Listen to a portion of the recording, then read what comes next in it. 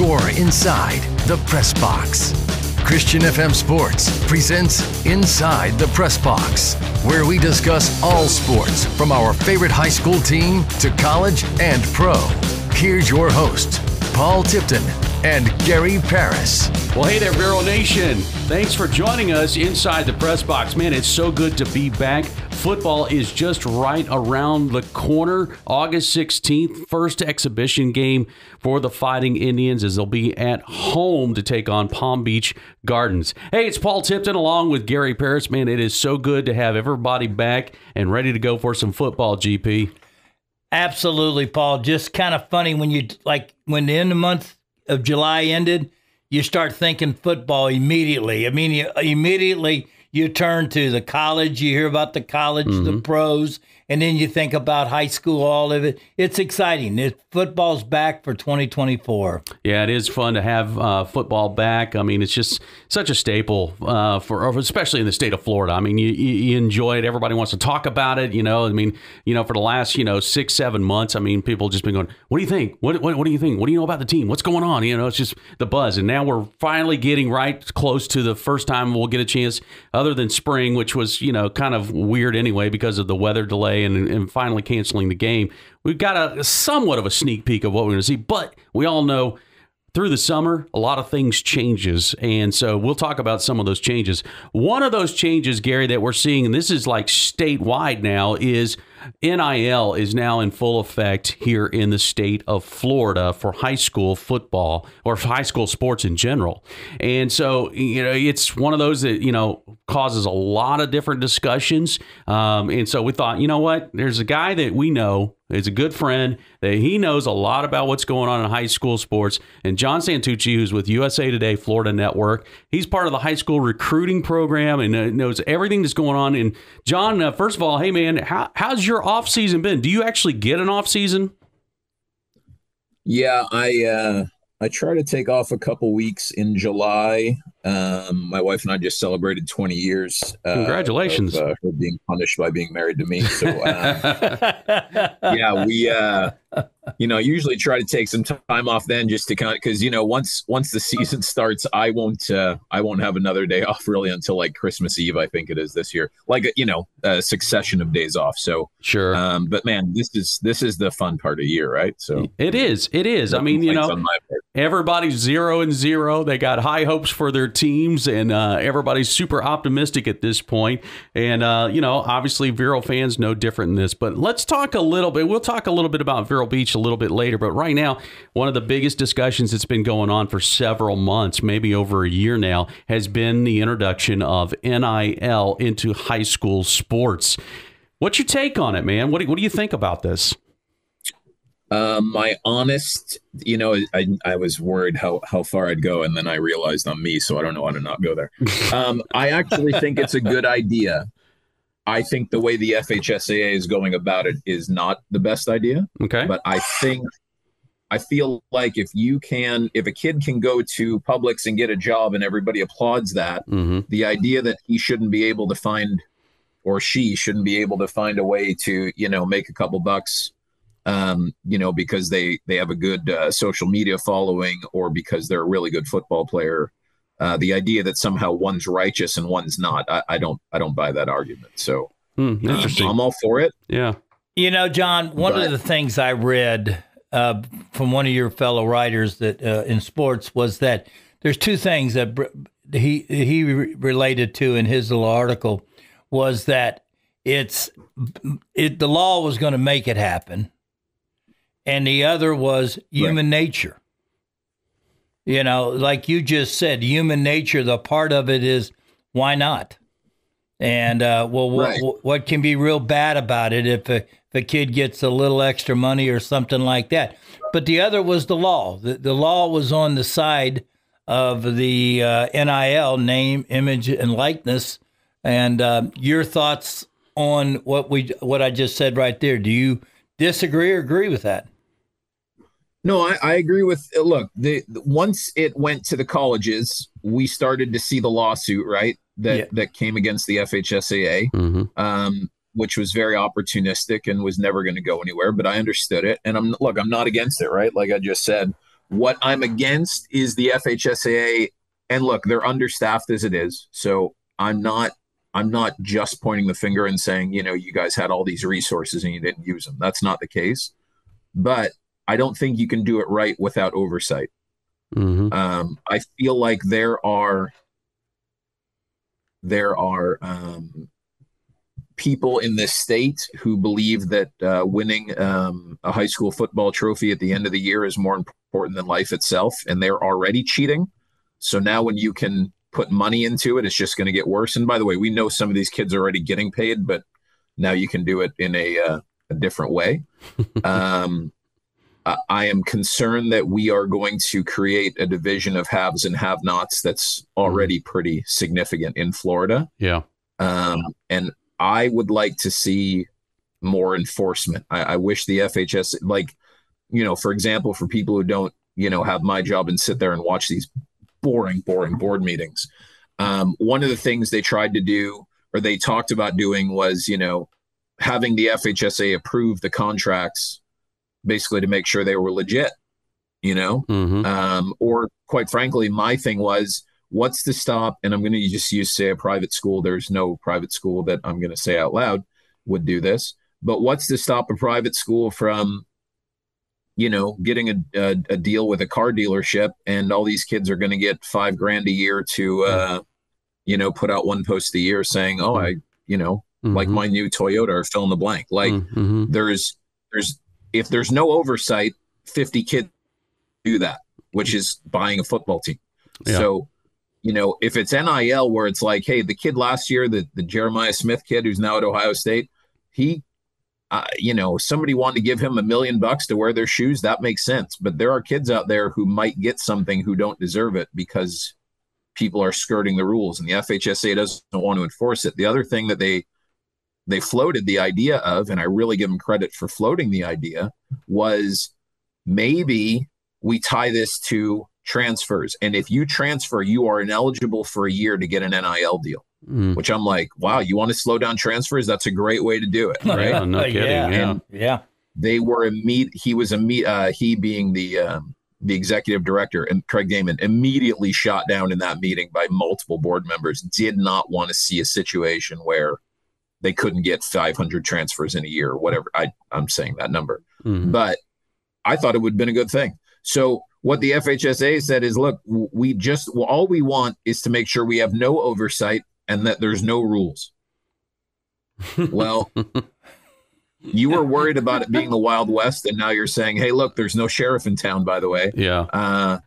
I don't know how they think that's going to go, but I have a pretty good idea. And most of the people that I talk to who do not have a horse in the game, where they're not, basically boosters for one team trying to make sure that they get that trophy, they don't like the idea that there's no oversight. They think there's already enough problems that adding to it isn't probably in the FHSA's best interest. But John, when I said, I'm all for it. Yeah. I just disagree with how they're doing it. Let me ask you this. When I was reading part of it, maybe I misread it, or you can help me understand it.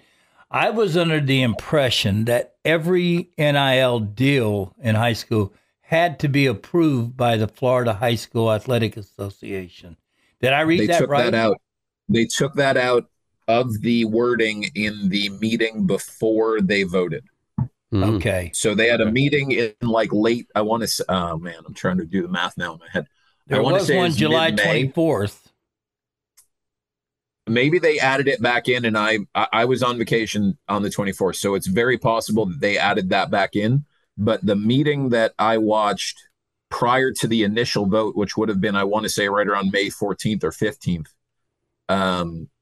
they were very specific in taking out the wording that the FHSA needed to approve it. Well, that's what I wasn't sure. Now, you maybe I'm wrong, maybe that they got, but I was under the impression that, and only a guardian or parent or a designated agent a kid can hire an agent, but they're the only ones that can negotiate. No coach, no high school, they can't do any colors or any logos of that school when they advertise for a program. Is that right? Yeah, they don't. Yeah, and I get that, right? You don't want to coach negotiating it for one. We've already heard about coaches in Florida who have told players that when they get to college, that part of their NIL money belongs to them. Wow. I've heard that on multiple occasions. So look, you guys, we've known Lenny for a long time. Lenny's an above board guy, but not every coach is Lenny. So some of that's to safeguard the kid. Some of it is, if a coach is doing it, it just has inherent issues of, you did it for this kid, you didn't do it for me, or, it's illegal recruiting because you're promising that you can get this kid a 500,000, whatever it is. So I actually think it's better to not have the coaches involved. Absolutely. But, again, there's just some inherent risk involved that I just wish was a little better thought out. Well, one of the things in there. Go on. I'm sorry. No, I was going to. You can't even start a collectible. I mean, if I'm reading it right, like in college, yes, every school has a collectible that goes out and raises money. In high school, you can't have that. Right. So UCF has a collective, right? Where right. What is it? The Kingdom. Right. So you want to go to UCF and they want to make sure that they can recruit at a high level. So they're going to make sure that John Walker has an extra $300,000 in his pocket or whatever that number ends up being. The idea is that you can't do that in high school because, again, then it gets into a recruiting thing, right? Well, we've got more money to offer than, and I'm just going to let's just use these Treasure Coast, right? Vero's got a collective and Treasure Coast doesn't. Vero's got NIL money sitting in the bank, Treasure Coast doesn't. Well, if a kid wants to go to a school, let's just say there's no recruiting going on at all. Where's he more likely to go? The place that has a collective that's handing out checks, or the place that isn't? Yeah. So yeah. Good point. Just from a theoretical fairness standpoint, it makes sense. Yeah. John, now go ahead. Sorry. Go on. No, go ahead. No, but by the way, there are schools that are cheating, right? Like the idea that the rule is out there, therefore everybody's going to do it the right way is ridiculous, because that's saying that no school in the state recruits right now. The 85 kids that show up at the same school every single year, where none of them have ever been recruited. Like, give me a break. There are already schools that cheat. Yeah. We know this. The FHSA does not go after the schools that cheat, that have money. So the idea that somehow adding money to the table is going to make things better. Yeah, right. That always works out. It's always a great plan. Yeah. I love saying all I want to see is the FHSA hold some of these schools that everybody on the planet knows is cheating. Just hold them accountable. Sure. And they won't do that. So, it is what it is, but that's where my frustration comes in. John, I don't know if you know this or not. What is are there differences between what is happening in our state versus some of these other states that are using NIL now? Every state has a little bit of different rules. And I actually was, we broke the story I want to say last October. We broke the story that the FHSA was working on wording for NIL legislation. It was right after Georgia passed theirs. Florida's wording is very, very similar to Georgia's. Now, what Georgia does not have that Florida has is open enrollment, right? You can't just transfer I think, I'm not sure, so don't quote me on this. I think that Georgia has a rule that if you transfer, you have to sit out for a year. Yeah, I think. And I think if I understand right, we're almost exclusive in that now, right? I think all the other states with NIL are not doing this with transfers. Right. Yeah. So that's a big issue. That again, the FHSA could have put something more stringent in, and the board did not want to do that. They were very vocal about not wanting to do that, which I don't understand the downside to it. Because you remember a couple of years ago, the statement was you could only transfer for academic reasons. You couldn't say you were transferring for athletic reasons. Like, Right. Right. Which always looked funny when you'd go to a D school with an A football program, right? Like, not sure that but they were the smartest football team out there, right? Yeah. So, man, I said that. Now I forgot. What was the original question? Oh, just the differences between our state and other states with their rules. Yeah. Yeah. So, like, I think it's Missouri has a great rule in place, which is you can sign an NIL deal, but you don't get your money until like after high school unless you sign with a Missouri school. And I think Missouri is the only. You're talking about a Missouri college. Yeah. Yeah. So I think that's the only Power 4 school in the state is Missouri. So they actually signed the bill at Missouri Stadium. You know, like it was that level, which I was like, man, I would love to see how Florida State, Miami, FAU should have been, UCF should have been pushing for that, right? Right, no kidding. In Florida, you can get your NIL money earlier if you sign with a Florida school. I wait to see how quick Ohio State, sued Florida for that one. I think I want to say it's Louisiana, and I'm not certain. But there is one state that has it written in the bylaws that every school's principal and I believe athletic director is required to take NIL education classes, which I thought was genius. Because there are things in place that the average student and the average parent doesn't recognize. And look, is every kid going to make 50 grand? No. Does every kid think they're going to? Yes. So, there is a certain number though, that if your 14-year-old, let's say Vero is just the next, elite lacrosse player in the world and she somehow gets 50 grand a year, her parents can no longer claim her as a dependent. That's true. Yeah. So there are things that people need to know about. There are certain tax thresholds. There's a lot of different things that nobody's talking about. You bring up a good point there about just out of an abundance of safety. What's that? You bring up a good point, John, about taxes. You have to pay taxes in the college level on any NIL money that you receive. You've got to declare it. Yeah, I'm very interested, and you see it more than I do at UCF. I am very interested to see 3-4 years down the line from right now. How many of these guys are in tax problems because they didn't do the right thing with their money? They're getting paid a lot of money right now to play college football. That's great for them. I have no problem with that. I just wonder how many of them are gonna, when they drive their $90,000 car, are going to be sitting on a pretty big bill from Yeah, I agree. I agree with you, John. So, let's just say nobody prepared them. Yeah, if an athlete signs a deal for NIL, are they basically labeled as an independent contractor? Is that how that works? Because they wouldn't necessarily be an employee of said sponsor, right?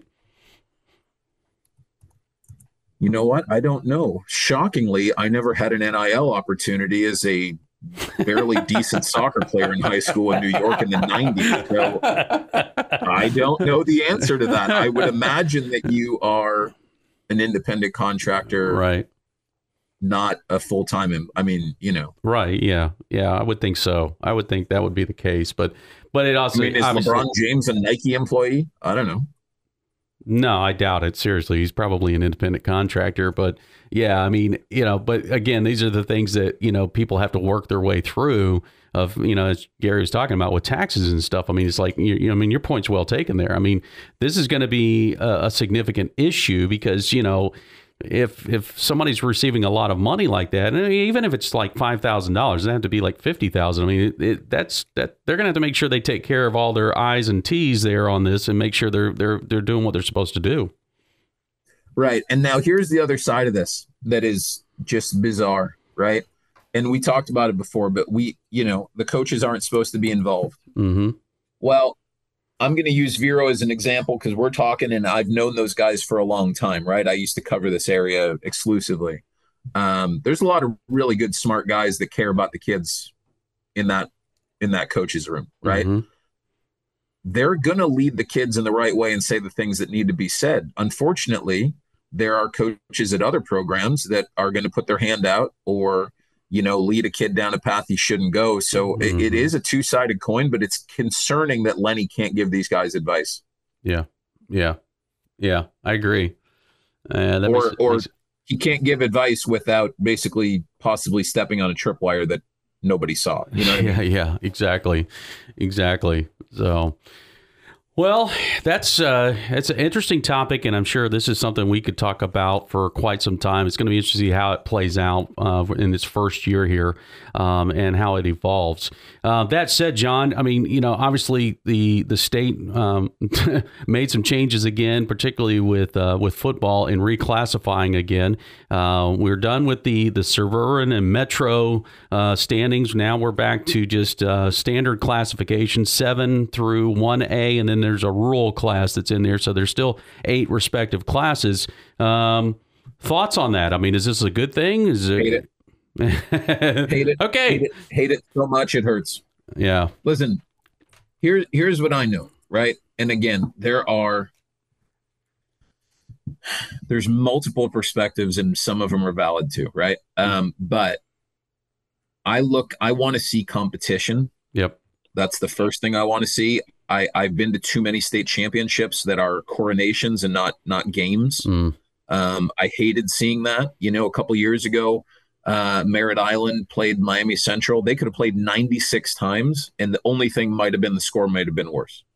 There was never a chance that Merritt Island's going to win that game. Great story for them getting there. Happy for those kids. They were never going to win that game ever. Yeah. So I want to see competition. 2 years ago, we had Miami Central, which had beaten IMG to start the year, playing American Heritage.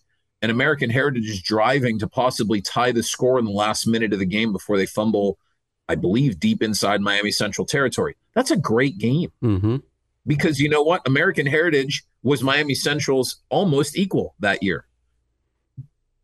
Last year, St. Thomas Aquinas, Homestead, great game. Homestead had the ball twice inside the 5 and came away with no points. And I think they lost. I want to say the final score is 34-31. That's a great game. Yeah. Right? Yep. I don't want to see St. Thomas Aquinas playing a team that's, 8-6 going into the championship, and that it's going to be a done deal. All I want to see is competition. If Metro Suburban, which was not perfect but better, got us there, I was all for it. And last year, you look at,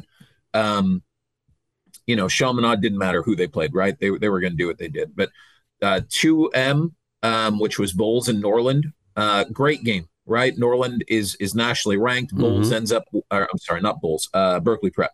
Berkeley Prep ends up winning their first championship, which was a great story, but it was a great game. It was a good back and forth game. St. Thomas Aquinas Homestead, a 1-score game. You look at 1M and you got, 2S. The Cocoa Bradford game was a good game played in brutally cold weather. The 1S game, I think, was pretty good. Well, it was really good, actually. The 1R game was pretty good. The 3S game, Mainland and St. Augustine, comes down to literally the last kick of the game being the game winner. And 4S was Venice and Lakeland ends up pulling away in the second half, but it was a really good game in the first half. Hey, John, let me ask you this. I just want to see competition. Let me interrupt you real bit. Why the change? What made them switch? I was totally shocked when I saw them flip it again. And I wish I could tell you the honest answer, but I don't have it on the record, so I don't want to do that. What I can say is that it was very well known that there were a lot of teams in South Florida that had an issue with it. And they were claiming everything from it was a racist policy that was said by multiple people to I had coaches in South Florida tell me straight up, we don't like the idea of there being a championship and the South Florida team can't compete for it. So South Florida from the jump was against it. Oddly, I never heard boo from schools in Central Florida, never heard anything from schools in Jacksonville, never heard Tampa schools complaining. It was only South Florida and Palm Beach County that were really making a big stink about it, and they got their way. And I was told, don't have this on the record, by several sources that was promised to them that it would get overturned for this. And I'm like you. I think it's a terrible situation. I liked it when we went to it. It made more competitive. It put more schools had an opportunity to win their first state championship. get to the state finals. I agree with you and your thinking on that. Well, here's my thing, right? And I think the three of us have had this conversation before. Let's take the year that Vero played Deerfield Beach in the regional final, right? That was a good Vero team. That was a really good Vero. Real good team. I think Vero lost that game 35-7. I want to say. I think that was the number. That's about right. Yeah. They had a quarterback named Michael Pratt down there too at Deerfield. What's that? They had a quarterback named Michael Pratt. Right. And you look at Vero, and I think it was 14-7, and I remember Lenny in the locker room said, we haven't had one break yet, and we're only down by 7. And they didn't get a break in the second half, and things just didn't go their way, right? Mm-hmm. But you look at Deerfield Beach and where they're located. They're right in Broward County, but they're close enough they can get kids from Palm Beach County. That's a public school, not even a private school. So safely, you can say that they can legitimately draw from an area of, let's say conservatively, 1.5 million people. Right? Yeah. That's a big area. That's a lot of population to draw from, talent-wise. Yep. If they want to all go to your school, they can because of open enrollment. Vero Beach, I want to say a couple years ago, is the 31st biggest county, Indian River was 31st biggest county in the state. You're right.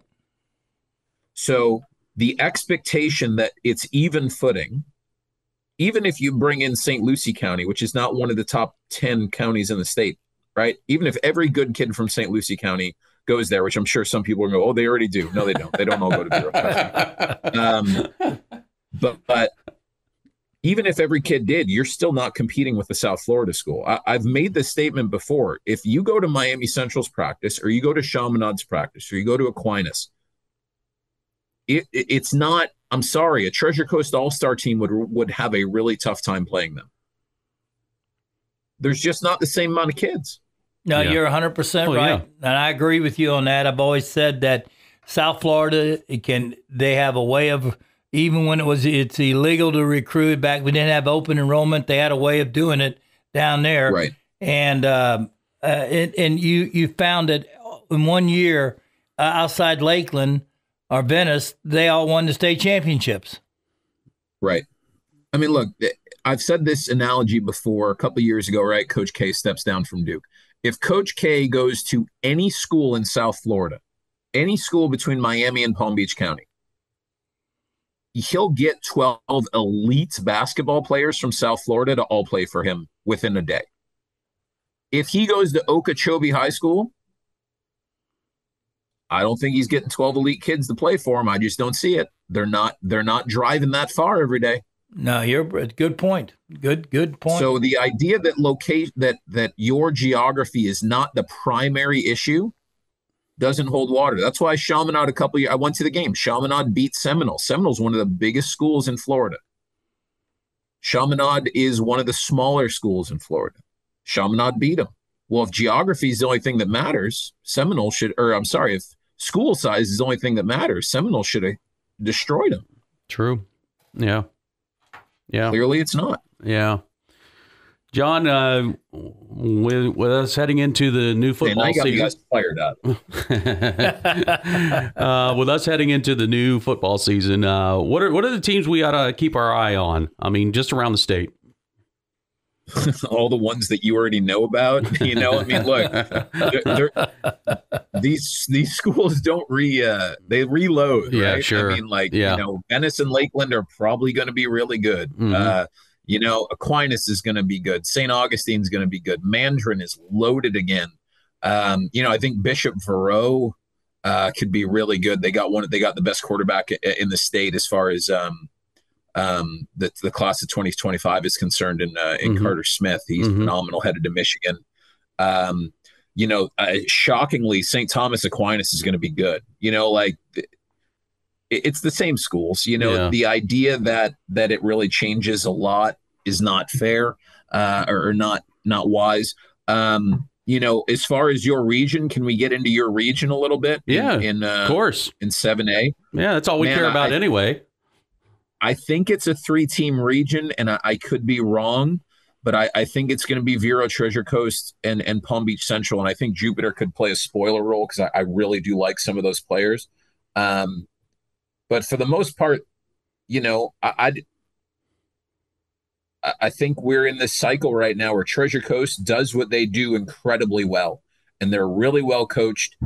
They do what they do. I'm sure there's some Vero people right now. I can hear Lenny screaming that they're holding, even though they're not even playing each other right now. But they do what they do, and they do it well. Vero does what they do, and they do it well, right? And I can hear Treasure Coast coaches screaming right now, so I'm not going to get too far down to that. And then Palm Beach Central is just really, really talented, right? And they're well coached, but they're really, really, really talented. Mm-hmm. So, they've got multiple guys going to UCF. They got a defensive back going to Arkansas, or a wide receiver going to Arkansas. They've got legit Power 4 talent in multiple spots. So this, to me, looks exactly like it did 2021. I think, right? Where you look at it ahead of time and go, Treasure Coast, Vero, Palm Beach Central. One of those three teams is getting out. Okay. I mean, you could pencil it in right now. Palm Beach Central a couple of years ago is seconds away. Basically, they should have probably beat Apopka and got to the championship. They have experience winning. Obviously, Treasure Coast was there 2021. They got there and then they lost to Apopka.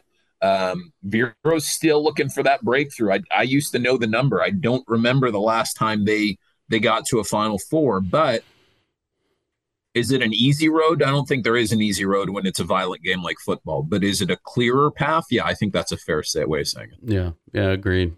All right, my friend. Well, look forward to crossing paths with you this season, and wish all the best for you, my friend, and hope to see you soon. Yeah, I just did my schedule. I think I'm going to be at your place for the Buchholz game. There you go. There you go. There's a good one right there. Yeah. Outside the other two teams in our district, everybody made the playoffs last year. So that's kind of schedule we got this year. Oh, hey, can I ask you guys real quick? Can I throw a question at you? Yeah. What do you guys think of Vero's schedule this year? It's very interesting. It's certainly one of the more challenging ones. The last three seasons, Gary and I start the season going, wow, Coach Jay really put together a pretty tough schedule. It can't get any worse than this. And then the next year, well, same thing. This is definitely a very challenging schedule. Obviously, the most interesting part of this schedule is the fact that as far back as I can remember, we'll have 5 road games this year. 4 of the 5 are in Brevard County. It's going to be interesting to see, with a freshman quarterback most likely starting, how does he handle pressure away from the home stadium? I don't know. This is going to be an interesting season for sure. I think it's a tough schedule. I think everybody that we're playing, like I said, other than Centennial and Central, were in the playoffs last year. And it just tells you that you're playing a good schedule and you're playing some tough teams and the challenge is there. But I also think this team is a better team than last year's team. I'm a big believer in it. You need to go 6-0. You don't need to go 10-0. I don't care if you win every regular season game. You want to win 6 in a row at the end. Yeah, so true. If playing a schedule like this, and I got it pulled up, you go at O'Galley, which has a really good quarterback. They've got a Power 4 defensive tackle. They've got one of the best safeties in the country in the class of 2026. I love that game. Buchholz, legitimate quarterback, incredibly well-coached team, elite edge rusher this year headed to Wisconsin. Homestead, one of the best teams in the state of Florida. Heritage has the safety that just flipped and reclassified to 2025, and he's going to Florida. Booker T. Washington, incredibly well-coached team. They've got talent. They've got one of the best cornerbacks in the state. Rockledge is Rockledge. Treasure Coast, if I need to explain it, I'm on the wrong podcast. And then Palm Bay's got some talent too. Listen, I've always said this, and I've said it to you guys. There is more talented teams for whatever reason in the Space Coast than there is on the Treasure Coast. Go north, don't go south. If you're Vero. I love the schedule. I love it because there's some games on there where Vero will absolutely be the underdog. Homestead, you'll be the underdog. Don't care where it is. That's good. They have the pedigree right now, and they're loaded. Booker T, maybe a coin flip. Yeah, I like that there's some coin flip games on here. Buchholz is going to be tough. O'Galley's going to be tough. Yeah, that's good. Because you're going to play. if you want to win it, you got to play 5 tough games or 6 tough games, whatever it is. Mm-hmm. Don't shy away from it. I love this schedule. I love it. Yeah, agreed. Well, we look forward to the start of the season. Obviously, next week we'll have our first glimpse with the exhibition game against Palm Beach Gardens. John, have you heard anything about Gardens? You know anything about them? I saw them play in the spring. Well-coached team, right? They lost some really good players from last year, so I don't know enough about like last year they had a safety that I loved who ended up at FAU, and I think FAU got an absolute steal. So do they. I just don't know enough about the personnel on this team, but that's always a team that finds itself in the mix. You know, I said Jupiter can play spoiler. You know what? Actually, I think Gardens is in 6A, so I don't have to worry about that statement. But they're always well coached. I like their coaching staff a lot. So I don't know that they can, player for player line up with Vero, but they should be able to give them a good game. I remember. Man, I'm going to go way back. You guys remember the one year you played Vieira in the kickoff classic, and I'm looking, and Vieira man for man can't line up with you guys, but they were so technically sound that they really made it a tough game for Vero. Yep. I feel like Gardens has that kind of ability where they're just not going to make a bunch of mistakes that they should. I don't think where they shoot themselves in the foot. I really like their coaching staff. I like the way that they do things. But that will be a first game where they are retooling a lot because they lost a lot to graduation. So should be interesting to see. But like you're gonna say all year, you got a freshman quarterback. That I'm guessing that statement will be said every single week. So because he'll be a freshman every week. Right. So